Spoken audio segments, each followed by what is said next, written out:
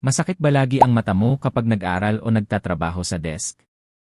Ito ang dahilan kung bakit maraming bumibili nito. Mahinang ilaw, hindi pantay ang liwanag, may glare pa. Kaya mabilis mapagod ang mata, sumasakit ang ulo, at bumabagal ang trabaho. Araw-araw tayong gumagamit ng desk lamp.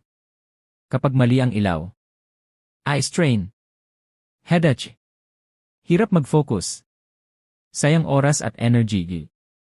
Kaya trending ang Z Desk Lamp Double Head Touch Dimming. May eye protection na walang flicker at glare. Plus double head design para pantay at malawak ang ilaw sa buong desk. May 3 light modes, white, natural, at warm, depende sa ginagawa mo. May touch dimming para kontrolado ang liwanag. Foldable, adjustable, at lucid charging, tipid sa space at kuryente. Isang lamp lang, solved ang eye strain at desk lighting problem. Kaya mataas ang rating at libo ang sold.